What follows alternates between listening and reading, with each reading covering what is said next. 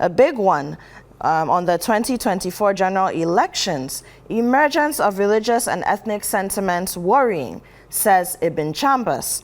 New Patriotic Party, we control 1/3 of the party. No decision can be taken without us, says Kennedy Ejapong. And of course, as we prepare to listen to what the Finance Minister of Ghana has to say on Wednesday, the 2024 budget, what to look out for in the Finance Minister's presentation this Wednesday. And I will introduce my guests at this point. We have here two very able gentlemen for the three conversations that we're about to have. Mensah Thompson, he's the Executive Director of the Alliance for Social Equity and Public Accountability, publicly and popularly known as ASEPA. Good morning. You're welcome. And Jeffrey Kabute Okanse, he's the Executive Director of Revenue Mobilization Africa. And I'm curious to hear what he has to say about all the conversations about taxes shouldn't be increased. Let's scrap some of the taxes and all the things people are expecting to do. We've been delayed in doing that one. Yeah. Good morning. Good morning, and thanks for having us. Good morning. Thank you. Thank you. So I want us to start with our first topic. We'll go to the religious and ethnic sentiments that have been making the news, and I'll start by reading a story from citinewsroom.com. It's a comment it captures a comment that Ibn Chambas has made, and I'll take it here.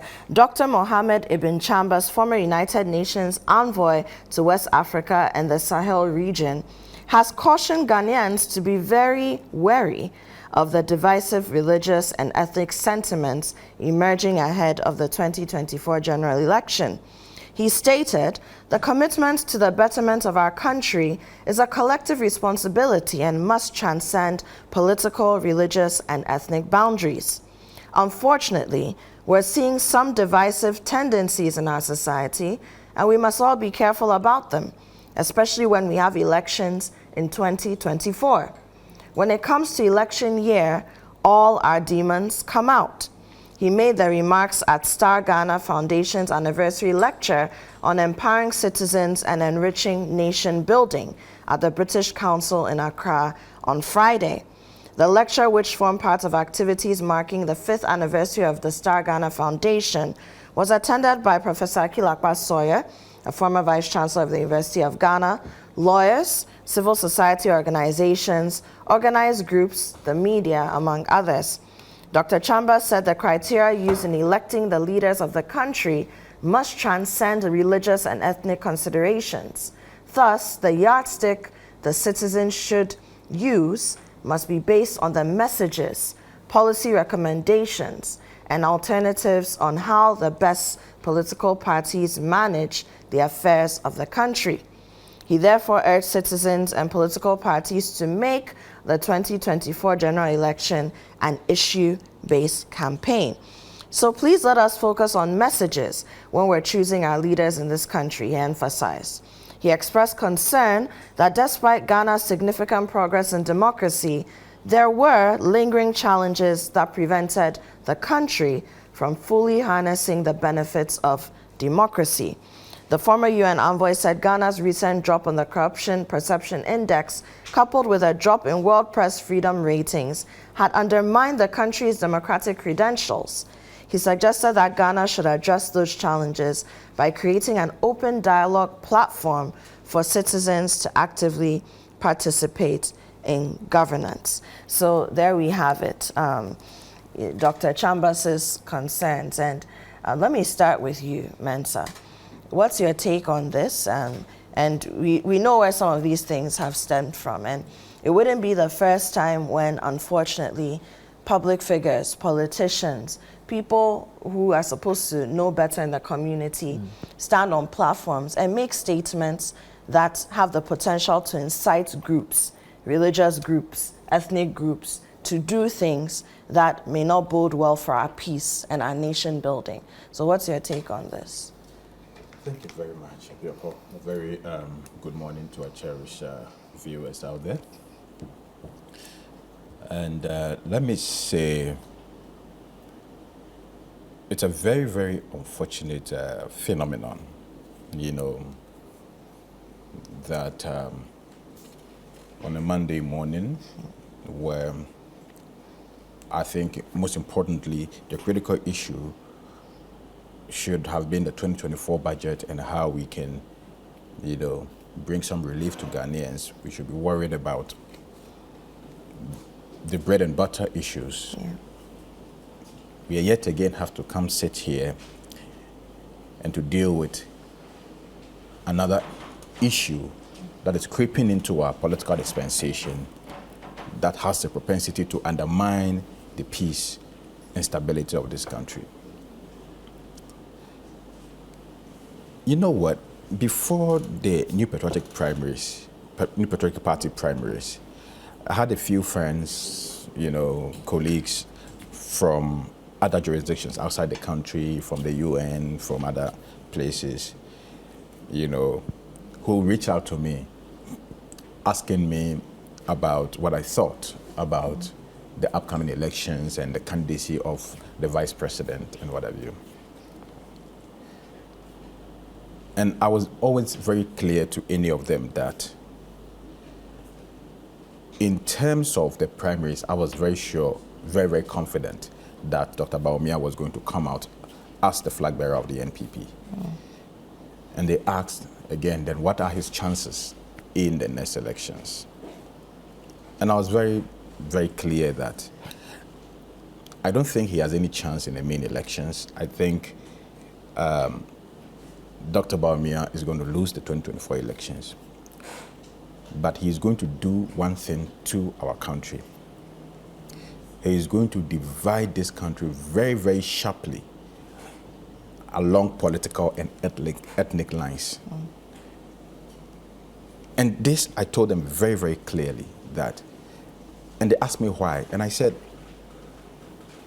if I sit back and I observe, the temperament of Dr. Bawumia, I see him as an extremist politician, somebody who does not have limits in terms of how far he can go for political power.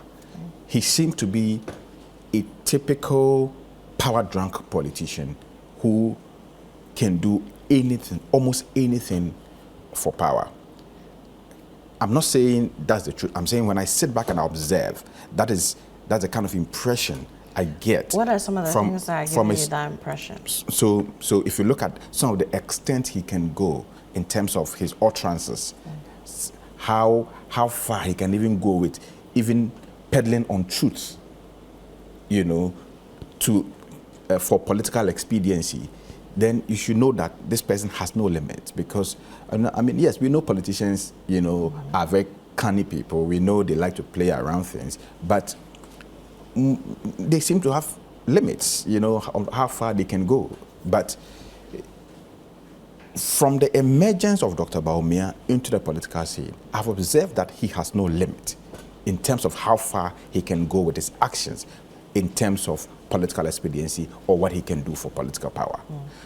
And so I was very, very convinced that the emergence of Dr. Bawumia onto the political scene as a main candidate was going to divide this country along ethnic and religious lines. And it's very unfortunate that we are just one or 2 weeks into his confirmation as flag bearer of the New Patriotic Party, and these things are already rearing their heads. And for me, I don't see it as a vindication. I see it as a very, very troubling incident or troubling development that must be nipped in the bud. But is it Dr. Bawumia's fault that sections of our society, sections of our political divide would use his election as a flag bearer for the NPP in the 24 elections to start making comments about religion and ethnic positioning? You see? Because those undertones have always been in our society, They have. So I just want to understand why you're... They have. You see, we cannot play the ostrich. Religion and tribal considerations have always played a role in our elections. Absolutely. In how Ghanaians decide to vote. Fortunately for us, in our part of the world, they've been so covert that people are uncomfortable discussing it in the open. Maybe behind the scenes, people are able to, or in their own quiet space, people are able to make those inclinations. But they have not been something that have been so overtly discussed and, opulently thrown in our faces as it is being thrown right now. Because they've always been there. And if you look at the history of this country, there's a reason why Dr. Kwame Nkrumah, the first president, ensured that there were secondary schools in every region or every district, so that when you come out of school, even though you are Ashanti, you go to secondary school in the north or in Cape Coast or in Greater Accra or wherever, so that Ghanaians can move to other regions and socialize, learn how to live with other tribes and other ethnic groups, so that when you come onto the job market or you enter into the public space, you are already accommodating of other tribal views. I mean, of course, that's one of the main issues reasons that Nkrumah faced he and that is why he did that. And so, right from 1957. He saw that there were very strong tribal undertones in our country, and to be able to do that or resolve that or put it down, what he did was to make sure that young people travel to other regions, experience other cultures whilst growing up in their formative years, so that by the time they enter into the public space, they already know how to live with other tribes. And so, if you look at from the 70s and 80s coming up, the tribal ethnic situation we've had in our country, which were very, very overt at the time, had not become undertones.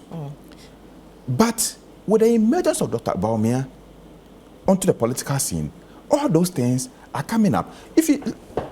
Let me make this observation. Haven't we had a northern president in this country? Yes, we have. So, but not a Muslim president. I'm coming. In the north, we have northerners, Muslims, and northerners Christians. Yes, we do. But they are northerners first, aren't they? Yes, they are. Religion is a choice. Of course, but northerners are with the different. Yes, but religion well. is a choice. You decide to be a Christian or a Muslim, but you are born a northerner from the north. You are born an Akan. Don't we have Akan Muslims? We do. Don't we have Akan Muslims? We do. But Mensah, I just want to say something though. Let's not forget that a lot of people, especially in our part of the world, are aligned to or ascribe to a certain religious divide based on what their families would have been practicing. I have not. Or their communities would have been practicing. I am not disputing that. I have admitted here that those tribal, ethnic, religious sentiments have always been part of our dispensation, and they are very clear. We admit that. But I want to understand why. But I'm saying that the consideration that Dr. Bawumia is bringing something new, because even though we've had a northern president, we haven't had a northerner who is a Muslim. It's a red herring. It's neither here nor there. It's gibberish. It's nonsense. You know why? Okay, so you're saying that this shouldn't be something that should be tutored politically. I'm coming. You know why? We have Christian presidents, right? Yes. We've had Akan presidents, right? Yes, we have. Have we had an Akan president who is a Muslim? No. Don't we have Akans who are Muslims? We do. We call them Asante Kremo. We do. Don't we have them? Yeah. A lot of them. Have we mounted platform to say that yes, even though we've had Akan presidents, we've not had Akan presidents who are Muslims? Okay, so let me just put this into context. So you're saying that, Dr. Bawumia is from the northern parts of the country. True. That's it. He's a Muslim. True. Yes. But it's not something that we need to be using as a political card. It is neither here nor there. It is arrant gibberish. Okay. Because we've had Akans who have been presidents, but we have Akan Muslims. We've never had an Akan Muslim president, but nobody is making noise that yes, we've had an Akan a president, but we haven't had a Akan Muslim, so we need to begin to look for an Akan Muslim president. So that in itself is pushing the stereotype that all Northerners are Muslims. So you are saying or that when you come from a certain part of the country, you automatically have a religious affiliation. We are strong in our diversity. Yeah. We admit our uniqueness, our different tribes that coexist harmoniously in this country. We admit that. Yeah. But the point is that all these tribes, the most important part is that we are our identity. Not our religious identity, but our identity, one as Ghanaians, and then as Akans or Northerners or Ewes, our ethnic identities. Our ethnic identities. They take precedent over because nobody has or can choose to be born a Muslim or can be born an Ewe, or you are born into and you are an Akan, you are Ewe, you are Northerner, what have you. But people have choices. You can to change decide your religion. to become either a Christian or a Muslim. And so once those choices exist, there is no way those choices should be so profound in terms of making a political campaigning. But you see, the blame is on the extremist nature of Dr. Bawumia. Dr. Bawumia, one, if he is not in support of these religious sentiments, once his supporters started making those calls, he would have dissociated himself from those comments. But he himself, I've seen a video which he himself meeting Muslim people are inciting Muslims that look, hey, Muslims, this is the time. You have never had a Muslim president in this country, so this is the time that we need to have a Muslim president. And for me, for somebody to think that people should vote for him to become leader of this country, mainly because of his religious background, is extremist, is preposterous, is unacceptable, is demeaning, is inhumane, is insulting to the people of this country. Okay, Mensah, I want to hear Jeffrey's thoughts on this, but let me also just say that, I mean, can we also, I don't think we can lay all the blame at Dr. Bawumia's feet, because flag bearers are a creation of a political machinery. So his party may have the strategy that they want to, toe. Campaigners or campaign strategists or campaign managers will also come together to execute this strategy. And Bawumia would be in the middle of that strategy. I get what you're saying, that if he doesn't like, you should say it. But then when you are not the one who necessarily controls... So I agree with you. Yes, the first blame goes to Dr. Bawumia. The second one goes to the New Patriotic Party. Because if they also do not support it, the party could also dissociate himself from those tribal religious sentiments and incitations being peddled by Dr. Bawumia and his supporters. But the party is also condoning it. In fact, like you said, the party may pretty much be adopting it also as their strategy going into the 2024 elections. And that is why Dr. Chambas is saying that we need to downplay these tribal religious sentiments because they have the propensity to incite tension, unnecessary tension, violence. Look at Nigeria. You've seen the situation in northern Nigeria. Look at Niger.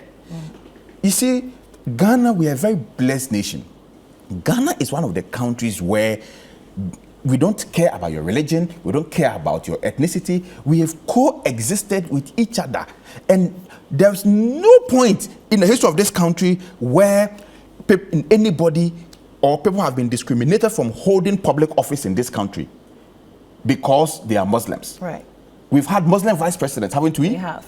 So Muslim ministers. Yes. So if a Muslim have been able to rise to the position of vice president, what makes you think that a Muslim cannot be president? Because the same requirement you need to be vice president is the same requirement you need to be president. Okay. And so we are not discriminating against Muslims. So why is Dr. Bawumia and his supporters creating the impression as if Ghanaians are openly and overtly discriminating against Muslims, and for that reason he is coming to be the savior and liberate Muslims from holding public office? That is the most extremist, gibberish, inhumane, insulting aspect of this whole thing that I'm against. Yeah. Point well taken and well made. Jeffrey, what's your take on this? Well, first of all, I would like to say a good morning to all Ghanaians, especially my good friend Thomas Abia, who has always been watching your show. Good morning. Right. I think lessons from a country like Rwanda and other countries, if you gave me the chance, if I had the option, I would have loved to keep quiet over such a topic, because I wonder where we want to take this nation. It's a very dangerous path. That's why a country like Rwanda has said, and they have maintained, now it's even a crime to say whether you are Tutsi or you are Hutu. You are Rwandan or Rwandese. Yes. That is where the lesson starts from. But let me tell you one thing. In religion, standing on where I belong, like a Christian religion, we don't say just Jesus Christ. We say Jesus Christ of Nazareth. Yeah. So he comes from somewhere. Of course. So you came from somewhere, he comes from somewhere, they come from somewhere. It's important that we accept. And even Dr. Ibn Chambas himself, let me give a little pinch. When he would be going for, he was going for his ECOWAS blah blah appointment, he had to be a Ghanaian, and Ghanaian had to lobby. Yeah. So it's not wrong. I mean, Kofi Annan was going for UN. We had to lobby other countries to get. So you see, how you use religion or ethnic or belonging is what is very important. Even gender. Yeah. Exactly. So our religion and ethnic belonging is supposed to actually unite us into groups. Belonging, sense of belongings. Psychologically, I mean, socially, when you live with people, you are okay. You feel fine. When, this Ghana, this Ashanti, it's supposed to project your culture. We all come together, cultural day. Ghans are doing something, Ashantis are doing something. And that's the beauty of it. I think that is where we have to be looking at it. Unfortunately, politicians will always explore this sense of belonging to your advantage, to get the votes, the numbers. Not necessarily even because they belong to that group, but they can associate and go in there and then kind of associate with the people just to get them to come with them, Now let's see where the line of danger is. If you explore that religious affiliation or grouping to segregate or to promote divisiveness, it becomes a problem. If you actually explore that to submerge another group, like, we are this, we have the numbers, we have to submerge this other group, and they always will remain our subjects, In the case of Rwanda, again, you go somewhere there, and the next place, you see when there's a majority group and there's a minority group, and you're actually belonging to that group so that you can submerge the other group, that becomes a problem. If actually you're also using it to sway focus, for example, we are discussing economic issues, our development, what is about education, health, bring to the table, like Dr. Chambas rightly said. These are the things that should come to the table. What do you want to do to us? What do you want to do for us? If you sway that one just with a religious and ethnic coverage, just so we sway from the real issues, it becomes a problem. If you go and use it for violence, like we are this, so we can use our power to even though we can be a small group, but so as long as we are exploiting for violence, it becomes a problem. If you also use religion to escape justice, in our country, there's been cases where religious leaders are sometimes go forward to go and beg for people who have been corrupt. Yeah. You see, that it becomes a problem. Chiefs have also indulged in this. It becomes a problem. So if you use these ones as the reason why you are actually employing a religion into the political space, then it becomes a problem. But moving forward, it's safer. If you want to identify with a group, I'm Ga, I'm Dangbe, I'm Ebe, declaring who you are, I mean, what you have. It's beautiful. You have gone there, or you are married to somebody from their clan, and you are saying it, you are my in-laws. That's the beauty of it. If you went there to appreciate them, I appreciate your religion, it's beautiful. The first time I entered a mosque, I mean, to kind of be part of them, was when a Catholic priest led us in the northern region to go into a mosque to meet the imam and the group. It was beautiful. I enjoyed it. I mean, so if that's how you want to appreciate and negotiate some things with them, it's important to seek their support. It's not wrong to go to a group that maybe you belong to or you don't belong to, but you want to seek their support. And it's because of their religious gathering. You are going to the church to meet them even though you are a Muslim. You are going to a mosque even though you are a Christian. It's not wrong. If you are going there for protocol purposes, you've gone to a locality. Majority of them are Muslims. And you want to go and meet the imam. It's not wrong. Who they said, if it's solutions guided, you want to know about the people before you start dealing with them. Yeah. If by their religious, they don't like a particular color because of their ethnic belonging. You need to know about that. If you are exploring all these, so when you come to power, you can develop them, that's better. But if you come there with the mindset to only cover other things, then it becomes a problem. My final say is that, look, at the end of the day, when the religions come, when the ethnic groupings come, we should remember that we fall under one big umbrella, the Ghana umbrella. And let's stick to the red, gold, and green with a black star, for which we are identified for. If you explore and you are coming in with violence to submerge other groups, to segregate, and also take advantage or sway the discussion, then there should be quick CSO, citizens response network, that can say, look, we abhor this. What Rwanda has done now, we don't need to, God forbid, go through that before we take a decision that, look, we'll not tolerate this religious and ethnic discussion. For our sake, sentiments have been raised by very important personalities. Dr. Ibn Chambas is not saying this only because he's a Ghanaian. He's saying it from the Africa outlook. He's come through the cameras and seen dangerous and very hurting pictures. And that's what he's saying. I join his call that, look, let's speak to the issues of education, health, culture, development, things that are going to develop us. Talk about the budget. Talk about what people have done in the past. The good thing about our politicians is that all political groupings, especially the major two, I don't mince words, the major twos that are in the lead, the NDC and the NPP, who will have candidates who will win the day. Let's start tagging them to tell us about the developmental issues and not necessarily religious and ethnic divisions. Great. So you and Mensah are basically saying the same thing. We've been talking about a lot of things on the news review segment. We spoke about the fact that Dr. Ibn Chambas, former envoy to the UN or UN envoy to Ghana, has said that we should leave out religious and ethnic sentiments coming into the 2024 elections and election season. And we have a couple of messages to that effect. Gregory from Senegal says, I've always admired Ghana for its democracy and its peace. Please don't allow religion to divide you in your upcoming elections. And thank you very much, Gregory.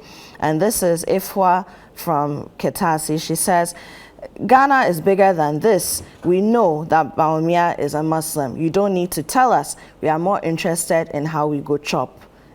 So those are some messages coming in there. Gentlemen, my guests I have here, of course, Mensah Thompson of ASEPA, and Geoffrey is here as well. Geoffrey Okanse is here, and we've been talking about these issues.